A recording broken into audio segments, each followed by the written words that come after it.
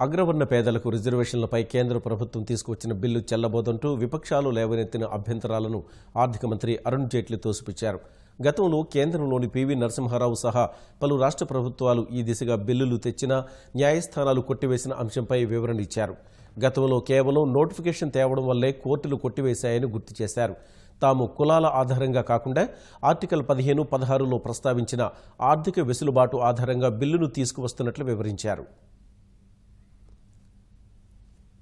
प्रधानमंत्री थे तो उन्होंने कोई कानून नहीं बनाया, लेकिन एक नोटिफिकेशन निकाला लगभग इसी प्रकार का कि 10% आर्थिक आधार पर भी अन्य वर्गों के गरीब लोगों के लिए आरक्षण होगा।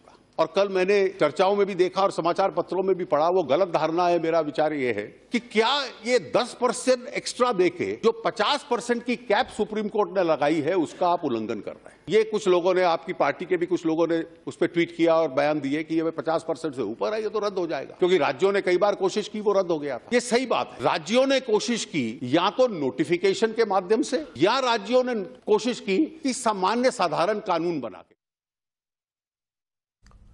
బిల్లును ఇప్పుడే తేవడంలోని ఆంతర్యం ఏమిటంటూ విపక్షాల ఆరోపణలకు సమాధానమిచ్చిన జైట్లీ సమాజంలోని వివిధ వర్గాల ఆదాయాల్లో అంతరాలు పెరిగినందునే దాన్ని తీసుకువచ్చినట్లు వివరణ ఇచ్చారు.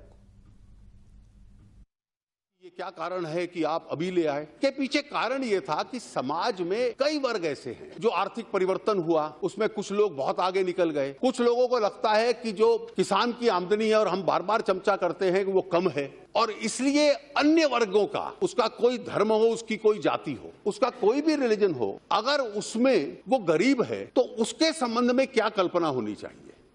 50 में से अधिकतर उन्हीं के लोग इसमें आते हैं, जो बचे हुए 50 में से। ये कहना सोशल और इकोनॉमिक जस्टिस जो उस बेसिक स्ट्रक्चर का हिस्सा है, इक्वालिटी ऑफ अपॉर्चुनिटी जो उस बेसिक स्ट्रक्चर का हिस्सा है, आप अपने 50 में से 10% तक अपने वर्ग के गरीबों के साथ शेयर कर लीजिए।